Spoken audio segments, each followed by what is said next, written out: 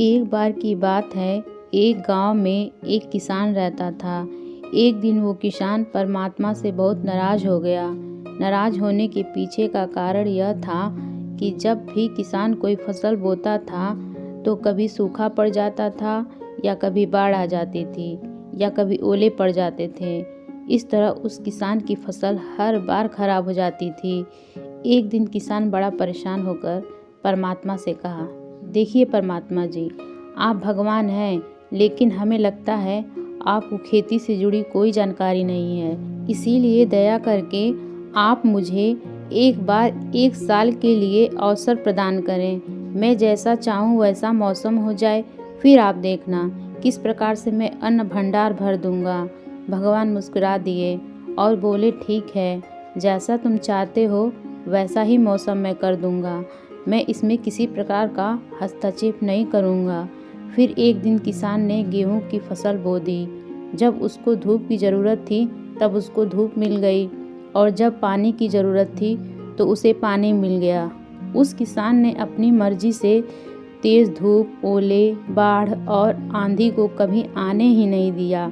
धीरे धीरे उसकी फसल बढ़ने लगी और किसान बहुत प्रसन्न हुआ, क्योंकि आज तक उसने ऐसी फसल कभी देखी नहीं थी।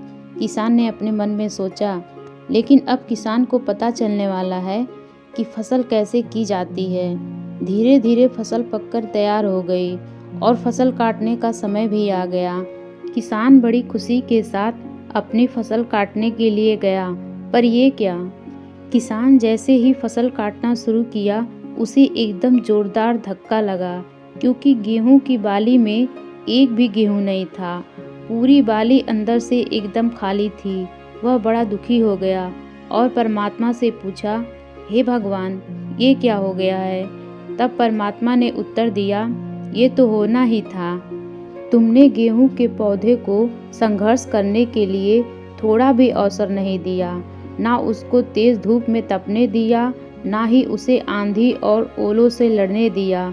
तुमने उसको किसी प्रकार की चुनौती का एहसास नहीं होने दिया।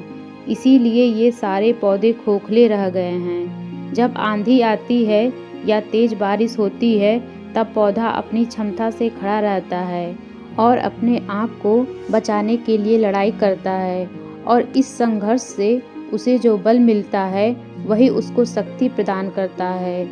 दोस्तों, ठीक उसी तरह अगर ज़िंदगी में कोई चुनौती ना हो, हर कोई अंदर से खोखला बन जाता है।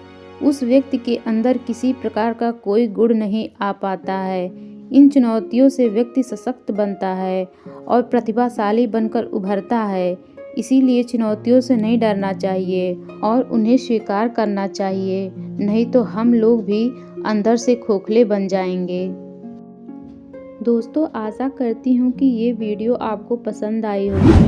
वीडियो पसंद आए तो लाइक करें, सब्सक्राइब करें और ऑल पर क्लिक कर लें, ताकि आने वाले वीडियो की नोटिफिकेशन आपको मिलती रहे।